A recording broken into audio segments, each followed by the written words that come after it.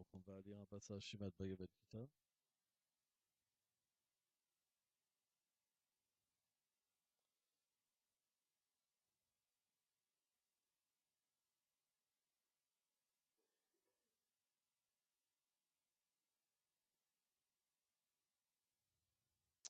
Chapitre 6, verset 17. Yuktara vyarasyam yukta shestasya karmashu yukta swapnam bhabodasyam yogam bhavati dukkha. Pour celui qui est modéré dans l'alimentation et le sommeil, équilibré dans le travail et la détente, sa pratique du yoga détruit toutes les souffrances matérielles. Commentaire. Selon Sridhar Swami, dans ce verset, le Seigneur explique les qualifications qu'une personne doit avoir pour commencer la pratique du yoga. Elle doit être modérée, sobre et réglée dans toutes ses activités. Par exemple, Srila Madhvacharya déclare que les mots Yuktala Viharasya signifient que la réglementation dans la vie d'un dévot doit lui permettre de minimiser le temps réservé à la maintenance du corps pour accroître sa pratique spirituelle, en vue d'atteindre la perfection dans la réalisation de son soi. Mais parallèlement, Srila Ramanujacharya explique que trop manger ou trop peu, trop dormir ou trop peu, trop travailler ou pas assez sont des obstacles dans la voie du yoga, car ces excès provoquent l'épuisement. Celui qui arrive à régler ses besoins corporels peut graduellement atteindre, par la pratique du yoga, la libération des souffrances matérielles. Or, la pratique du service de dévotion est considérée la plus parfaite pour atteindre cette perfection, car elle permet à une personne d'absorber complètement son mental, ses paroles et toutes ses actions dans le service d'amour offert au Seigneur. En effet, un dévot n'agit jamais pour le plaisir de ses sens, mais seulement pour le plaisir de Krishna. Son service lui procure un tel plaisir qu'il ne peut perdre en vain un temps si précieux, à trop dormir, ni à rester oisif. Il ne peut que l'accroître. Même lorsqu'il se repose, il ne quitte pas le service de son Seigneur adorable. Lorsqu'il mange, il honore la nourriture offerte à Krishna. Et lorsqu'il parle, il ne parle directement ou indirectement que de lui, car il voit son objet d'amour en toute chose. Il ne maintient son corps simplement que pour apporter plus de satisfaction à Krishna, et n'a de relation en ce monde que pour son plaisir. Il fait toute chose pour son plaisir, que cela soit dans le cas de la vie de famille ou du renoncement. Il ne voit rien séparé du Seigneur.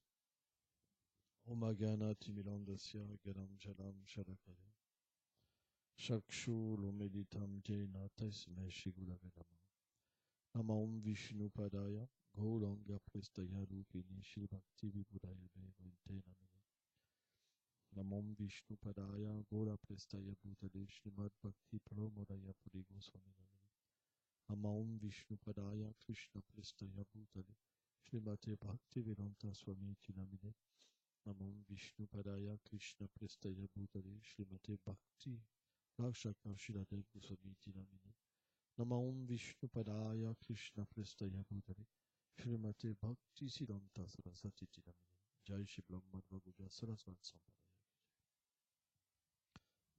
Alors,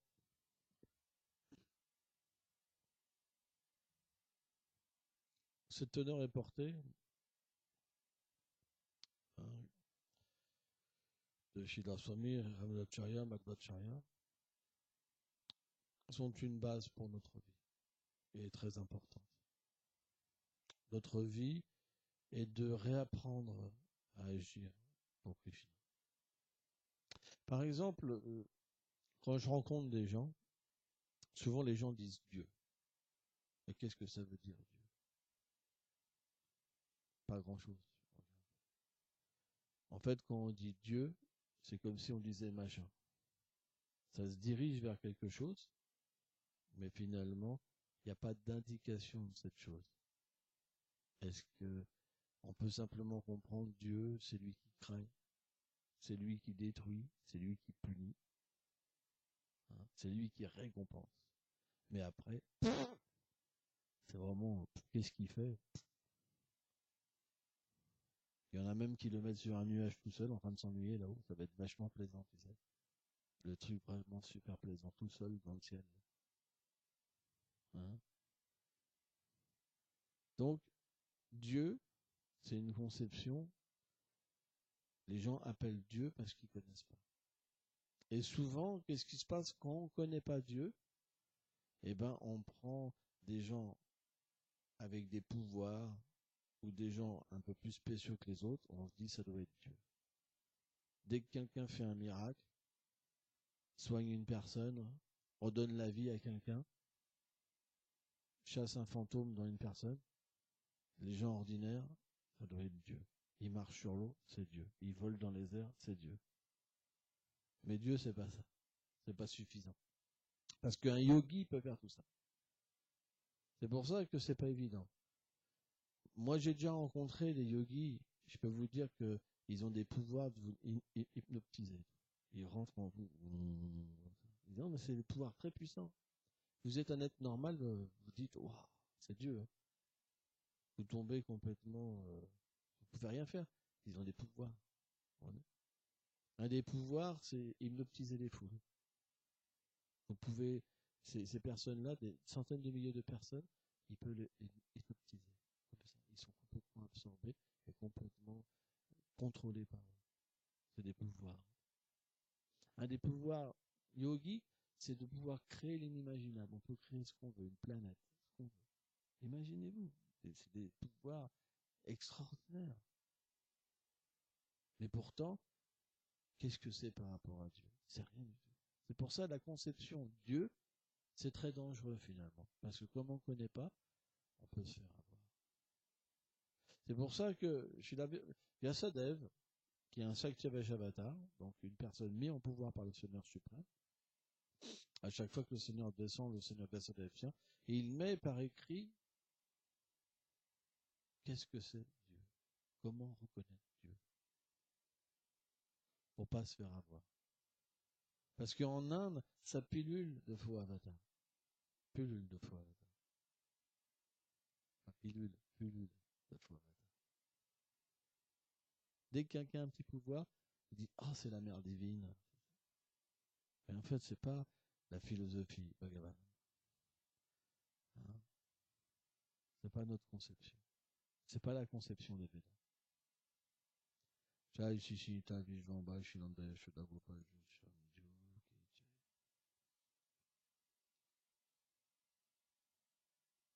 Par exemple, dans les Védas, c'est expliqué, je prends un exemple, de ce que c'est l'âge de Kali. Dans les Védas, c'est expliqué, par exemple, le Shalagram Shila. Et c'est marqué toutes les descriptions du Shalagram Shila et les sortes de Shalagram Shila. Mais maintenant, si vous regardez sur Internet, il y en a le double, le triple. Ils ont inventé des sortes de Shalagram Shila. C'est pas authentique. Vous comprenez? C'est des gens qui rajoutent. Et les gens y croient. Parce qu'ils ont des pouvoirs. Ah non, on peut pas douter. C'est telle personne, mais c'est simplement une spéculation.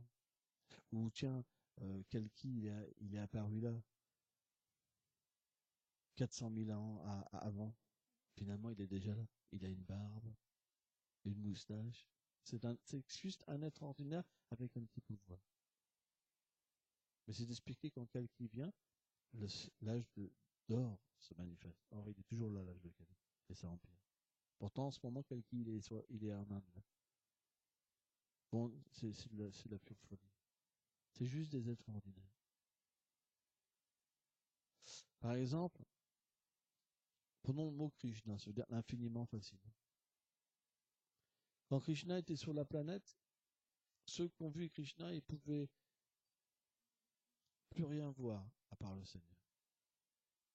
Plus entendre d'autres sons à part les cloches de cheville du Seigneur suprême. C'est par sentir autre chose que le corps du Seigneur. C'est ce que les gopis expliquent. Mais quand on voit des personnes que je dirais même pas les noms en ce moment, que les gens font des kilomètres de queue, ils sont moches. Ils sont pas beaux.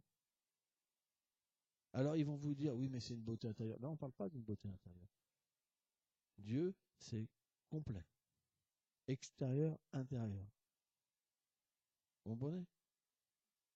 Ils ne sont pas extrêmement fascinants. Moi, ils ne me fascinent pas. Ça serait Dieu. Dieu fascine tous les êtres. C'est une particularité du Seigneur suprême, c'est sa beauté. Or, il y a des soi-disant avatars, c'est des gargouilles. Vous les voyez avec les cheveux comme ça. Ils sont moches. Ils font peur même.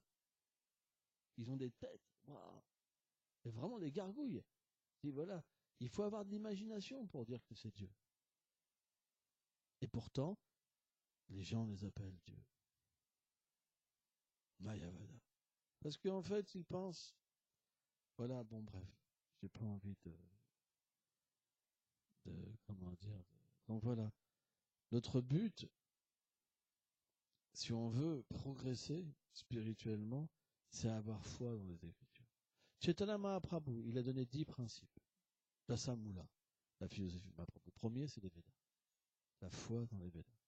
Ça veut dire qu'à partir des Védas, le Seigneur est établi. À partir des Védas, on sait quoi faire et pas faire. À partir des Védas, on va apprendre véritablement à utiliser les choses correctement et trouver un équilibre dans notre vie. Mais si déjà on suit les crapules, comment on va trouver un équilibre? C'est pas possible. L'équilibre, ça vient de rentrer en contact avec la vérité. L'équilibre, elle vient du réveil de l'âme. Mais si à la base on se fait tricher en pensant qu'un être ordinaire est Dieu et qu'on peut devenir Dieu, on ne pourra jamais trouver l'équilibre. Parce que l'équilibre vient quand on comprend qu'on est un serviteur du Seigneur suprême. À partir de là, on peut agir pour Krishna. On peut agir pour le Seigneur suprême. Et comme le Seigneur suprême, il est dans le cœur et que ce n'est pas un être ordinaire, les résultats viennent. Les résultats viennent, naturellement.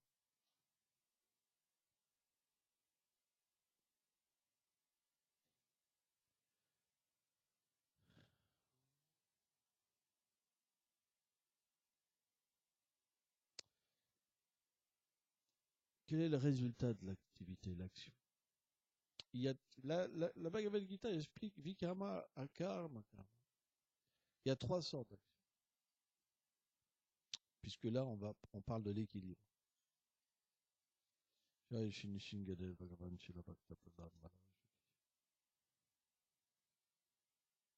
y a 3 sortes d'activités, c'est important de comprendre. Vikarma, Vikarma, c'est les activités qu'on fait indépendamment des Écritures. Ça veut dire, moi je fais ce qu'il me plaît. Moi, ni Dieu, ni maître. Vikarma. Ça veut dire ce qu'on appelle des activités impies. Et on doit prendre des réactions qu'on appelle négatives, qui viendront sous la forme de la souffrance. Par exemple, une activité impie, pas respecter les êtres vivants. Critiquer les êtres vivants. Faire du mal aux êtres vivants. Tuer les êtres pour se nourrir, alors qu'on pourrait simplement se nourrir de fruits, de légumes, etc.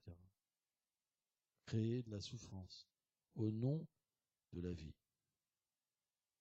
Notre société, elle est basée sur la souffrance. On détruit tout. J'ai vu un petit dessin animé. C'est un petit bonhomme qui marche. C'est un être humain. Et puis, il tue tout le monde. Les serpents, la fourrure, tout ça. Et puis, à la fin, tu vois le monde, ça devient une poubelle. C'est la société de consommation des hommes-dieux. Aucune harmonie. Juste la force, la haine. Or ça, c'est vikarma. Karma, c'est les gens qui veulent une meilleure situation. Ça veut dire qu'ils suivent les Écritures pour aller au paradis, comme beaucoup de religions.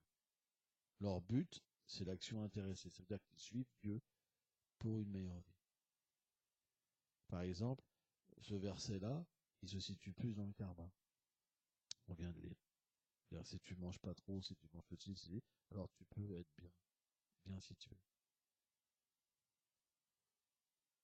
Mais un Bhakta, lui, il fait les choses pour plaire à Krishna, pas pour être bien situé. Vous comprenez? Ça, on appelle ça encore l'action intéressée. Donc, le karma, ça donne d'atteindre une position meilleure. Mais à karma, ça veut dire qu'on agit pour le Seigneur suprême. Or, pour comprendre la différence entre les trois sortes d'actions, on doit comprendre que, originellement, on a une relation avec Krishna. D'accord? Cette relation-là, elle ne crée pas de cause et d'effet, puisqu'elle est éternelle, elle est transcendantale. Il n'y a pas de cause et d'effet, il n'y a pas d'enchaînement à la matière. D'accord? Quand on descend dans ce monde, hein, on est là dans le monde matériel. Si on agit pour le Seigneur suprême, de nouveau, il n'y a pas de réaction. Puisqu'on n'agit pas en tant que Dieu, et on n'agit pas non plus pour une cause matérielle supérieure. On agit pour lui. Donc, akarma, ça veut dire que c'est une activité qui ne génère pas de réaction dans ce monde et qui libère l'être vivant. C'est pour ça que le service de dévotion, c'est la seule activité qui puisse libérer l'être. C'est la preuve. Vous comprenez? C'est pour ça que graduellement, si vous élevez vos enfants pour le Seigneur suprême, si vous cuisinez pour lui, si vous relationnez avec pour lui, si vous faites toute chose pour lui, à un moment vous devenez une âme libérée. C'est juste question de temps. C'est facile à comprendre. Même matériellement parlant, au niveau de l'action, à un moment votre cœur devient pur et vous vous libérez de toute souffrance. Parce que vous agissez pour lui. Donc le service de dévotion comprend tout. La libération des souffrances. Mais bien plus. Elle nous permet de voir le Seigneur suprême. Donc c'est question de temps. Vous comprenez ce point de vue. Pour ça, parfois, je vois les dévots, ils, voilà, ils sont désemparés, découragés, parce qu'ils ne comprennent pas ce qu'ils font. À un moment, ça portera des fruits. Quand on agira constamment que pour lui, alors il sera avec nous constamment. Mais le problème, c'est qu'au début, c'est une démarche qui est mixée avec des désirs matériels. Nishkarma. Pardon. Mishra Bhakti. Karma Mishra Bhakti. Ça veut dire qu'on agit quand même pour avoir quelque chose. Vous comprenez? Donc, c'est ça qui prend du temps. Mais le jour où on comprendra que notre véritable intérêt, c'est d'agir pour lui, alors ça ira beaucoup plus vite. Et on va goûter naturellement un fruit qui est meilleur que l'action intéressée. Vous comprenez? Qui est meilleur que la souffrance. Et naturellement, on va être attiré par cette relation. On va vouloir plus. Par exemple, pourquoi vous pensez que des gens, par exemple, renoncent à tout? À la vie sexuelle, à manger de la viande, boire de l'alcool, le jeu de hasard, toutes ces choses-là. Toute leur vie. Mais c'est parce qu'il doit y avoir quelque chose au-dessus, c'est pas possible. Une fois, j'ai vu une émission chrétienne, et c'était intéressant, c'était dans un monastère. Et les gens, ils pensent que les moines, c'est juste des gens frustrés, quoi. C'est juste des gens qui n'arrivaient pas à avoir de femmes, ni d'argent, et que bon, ils ont préféré se mettre dans une grotte parce qu'ils en avaient marre, quoi. Il fallait bien faire quelque chose, quoi. Donc ils se sont mis à prier. Le truc qui sert à rien, vous comprenez? Et en fait, le moine, il disait, mais vous savez, on n'est pas des fous. On n'est pas des fous. Si on est là, c'est parce qu'il se passe quelque chose, parce que on a goûté à ce monde avant. Mais ça ne nous donnait pas une aussi grande satisfaction que prier. C'est intéressant. Vous ne pouvez pas abandonner toutes ces choses-là. Tout le monde fait ça. Si vous les abandonnez, c'est parce qu'il y a un goût supérieur. C'est pas possible. Donc c'est simplement parce que ces gens-là, ils ne comprennent pas quelque chose de supérieur. Moi, je me rappelle, ma famille disait toujours, oh, c'est parce que tu étais mal tombé.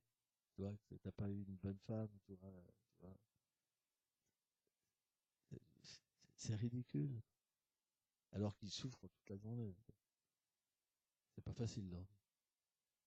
Mais quand ils voient quelqu'un qui s'en est sorti, autrement, ils peuvent pas accepter. Ils pensent que tu es vraiment frustré. C'est terrible. Ah ouais. Et à chaque fois, ça revient. Moi, je me rappelle, je sais plus quels parents, je dirais pas le nom, qui sont venus me voir comme ça. Ouais, mais vous êtes frustré, c'est pour ça, vous êtes dans un rêve, vous êtes frustré. Et en fait, je l'ai cassé gentiment. Je dis, vous savez, moi, j'ai goûté la vie sexuelle plus que vous. J'ai pris des drogues. J'ai vu de l'argent, ceci, cela. Boum. Je lui ai fait voir que j'avais goûté plus à ce qu'elle appelle la belle vie. Je lui ai dit, voilà, maintenant j'ai arrêté parce que j'ai trouvé quelque chose de supérieur. Qu'est-ce que vous avez à dire? Pas fini. Fini. Le problème de ces gens-là, c'est que, en fait, euh, voilà, pour eux, c'est simplement parce que tu as un problème. Mais non, c'est parce qu'il y a quelque chose de supérieur. Et je leur dis toujours, essayez, et vous perdrez vos mauvaises habitudes. Mais ils veulent pas. Parce qu'ils pensent que s'ils arrêtent de manger de la viande, tuer des animaux, boire de l'alcool, ils vont avoir aucun plaisir. Mais vous pensez véritablement qu'il faut s'intoxiquer pour être heureux? Il faut fumer de la drogue, prendre des extasies pour être heureux? C'est complètement idiot. Le bonheur, il doit être naturel. Donc, le service de dévotion, c'est simplement un nettoyage. Un jour, vous aurez une extase et vous comprendrez la supériorité du plaisir transcendantal. Le jour où il y aura même une ombre de Krishna qui viendra s'ouvrir à vous intérieurement et que vous verrez une scène de la vie de Krishna, là vous comprendrez la différence. Juste un peu, juste une impression. C'est des cadeaux. Il y a rare, il y a des êtres rares qui peuvent avoir ça tout le temps. C'est très rare. Moi, Bhagavat. Mais au moins, si on devient un Madhya Madhikari, alors on pourra voir des choses.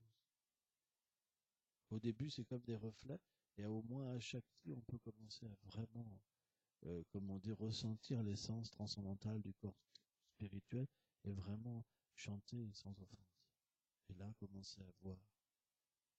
Le jour que vous aurez une petite expérience, alors vous pourrez tout tolérer. Ça sera fini. Les, les pleurs, j'en ai marre, je suis fatigué, j'ai pas que ça à faire. C'est fini. Vous vous direz, mais quand je pourrai revenir goûter ça? Ça sera comme un disque rayé. Parce que quand vous reviendrez vers les plaisirs matériels, c'est comme si vous direz, waouh, c'est amer. Et vous repartirez pour essayer de rechercher Krishna. Alors Krishna, bien sûr, il se donne pas comme ça. Vous pouvez pas forcer Krishna. C'est pas possible. Mais si vous le servez avec constance, hein, alors ça l'attire de plus en plus. C'est pour ça que la seule façon de servir Krishna, c'est suivre les instructions du gourou au début. Parce que un bhakta au début, il peut pas entendre le Seigneur dans son cœur. C'est pas possible. Donc il entend en fait le Seigneur à travers la Bhagavad Gita, à travers le Bhagavatam et à travers la bouche du gourou. Parce que le Bhagavatam, comme dit Bhaktivedanta Swami Prabhupada, une fois on lui a posé la question, est-ce que vos livres ça suffit? Il a dit un livre ça tire pas les oreilles. C'est intéressant, quoi. C'est la preuve. Il y en a qui disent que voilà, ils ont que des livres de Swamiji, ça suffit. Et il a dit ça tire pas les oreilles. On doit avoir un maître spirituel. Parce que le maître spirituel, c'est le représentant du Srimad Bhagavatam. Et il modèle sa vie en fait sur le Bhagavatam. Et automatiquement, les instructions qu'il donne, elles nous permettent de progresser et d'avoir cet équilibre dans notre vie. Par exemple, souvent, on voit des jeunes dévots approcher un maître spirituel et demander quelque chose de très élevé, tout de suite. Mais le gourou, il dit déjà, il faut mettre une base dans ta vie. Si c'est la guerre dans ta vie, ça va pas. Il faut que tu apprennes à servir Krishna, à voir Krishna dans ta vie. Donc c'est des petites bases, des relations, des bonnes relations. Pas essayer d'être toujours le vainqueur. On doit apprendre à être un serviteur. Par exemple, dans les relations de couple, parfois c'est Alors tu fais ça? Attends, mais c'est à toi de le faire. Mais quoi, c'est à toi de le faire? Mais j'ai dit, attends, mais tu me parles comme ça? Attends, mais t'as vu comment tu me parles? Mais arrête, mais j'en ai marre, hein? Comment ça, t'en as marre? Ouais, j'en ai marre, hein. Vous comprenez? Si c'est ça votre vie, ça peut pas, vous pouvez pas chanter. C'est parce qu'on cherche le respect. Vous comprenez? Je veux le respect. Mais je veux le respect. Mais je veux le respect quand même. Tu devrais me respecter, mais toi tu me respectes pas.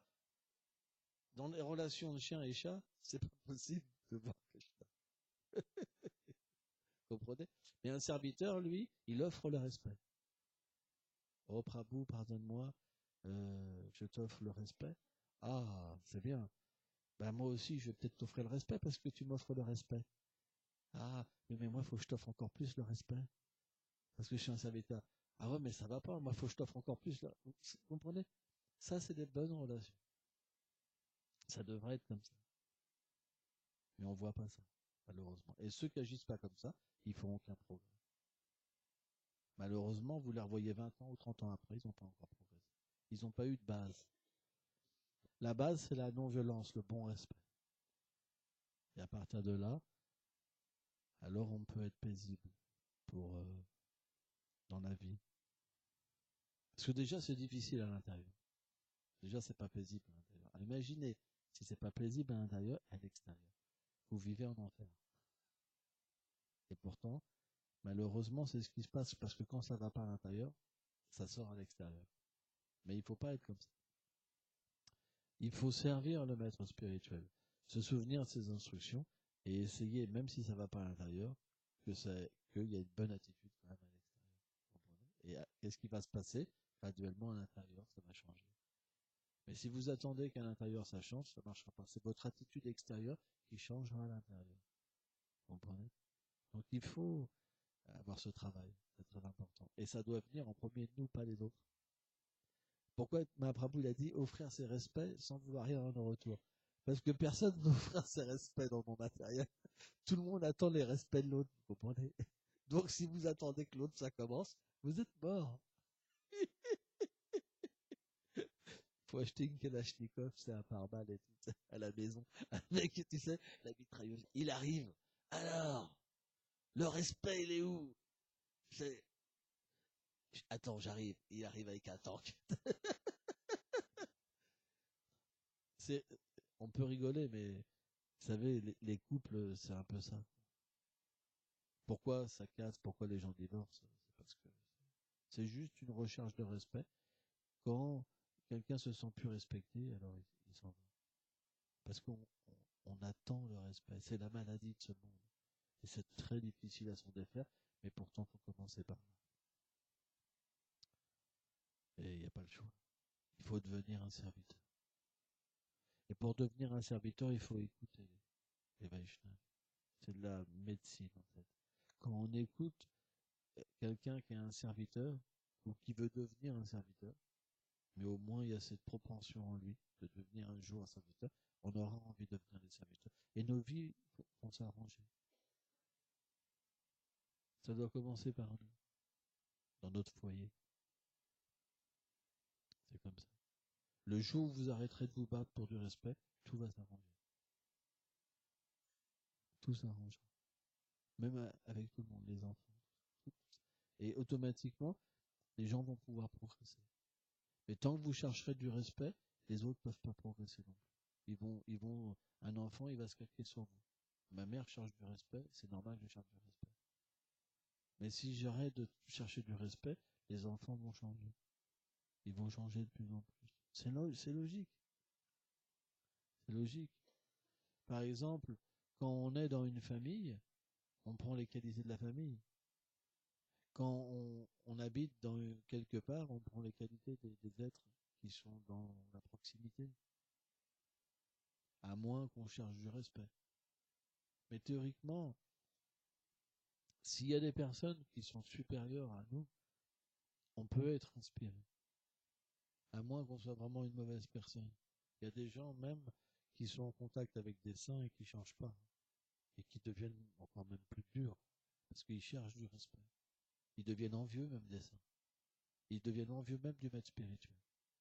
Ils critiquent le maître spirituel, ils voient des fautes en lui, etc., etc. Mais bon, qu'est-ce qu'on peut faire? Ça sera toujours comme ça. C'est pas parce qu'il y a quelques personnes comme ça qu'on doit voir, oh là là, t'as vu, ça sert à rien. Non, il faut voir le bon exemple. Il faut voir les gens qui progressent, qui changent. Ça doit être une source d'inspiration. Si quelqu'un progresse, ça veut dire que ça marche. Si ça marche pour lui, ça marche pour nous. On devrait être content que quelqu'un progresse et pas être envieux. C'est important. Et si naturellement quelqu'un progresse, c'est que j'ai ma chance aussi. Ça marche. Si personne ne progressait pas, alors ça va pas. Si quelqu'un progresse, ça veut dire que ça marche. Et c'est ça qui est important de comprendre. Ça veut dire réellement, si mon ami progresse, je ne dois pas être envieux, c'est une preuve que ça marche. Bien sûr, il y aura peu qui seront sincères. La majorité des gens, ils veulent toujours le plus bas niveau.